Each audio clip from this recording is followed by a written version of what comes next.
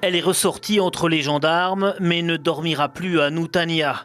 Elle est assignée à résidence chez son frère à Punaoya avec un bracelet électronique. Elle devra rester strictement chez lui, sauf entre 8h et 12h pour se rendre à son travail. Interdiction de rentrer en contact avec les autres protagonistes de l'affaire, interdiction de voir ses enfants et bien sûr de se rendre à Taha, où l'affaire a commencé.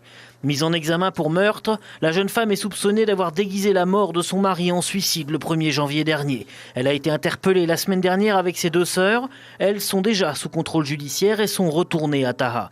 L'enquête n'en est qu'à ses débuts, mais le procureur avait demandé son maintien en détention stricte à Nutania. Il estime que beaucoup de zones d'ombre sont à éclaircir, que la jeune femme s'est livrée à des violences possiblement létales sur la victime et n'exclut pas que d'autres personnes soient impliquées. Les différentes versions des mises en cause sont du grand n'importe quoi, a déclaré le magistrat. Il craint que la jeune femme ne fasse pression sur d'autres témoins. Une crainte partagée également par la famille de la victime. Jointe au téléphone, elle se dit terrorisée par cette décision du juge des libertés. La mise en cause résidera désormais à 500 mètres de chez eux. Le juge des libertés lui a pourtant bien précisé que son contrôle serait très strict.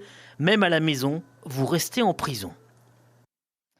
Autre affaire jugée cette fois en comparution immédiate. 2 prévenus avaient été interpellés à bord d'un véhicule le 20 mai dernier alors qu'ils circulaient sans feu dans le centre-ville de Papeete. L'un transportait une sacoche contenant 245 000 francs. Ils avaient reconnu se livrer à un trafic de cannabis. Tous 2 ont été condamnés à des peines de prison ferme assorties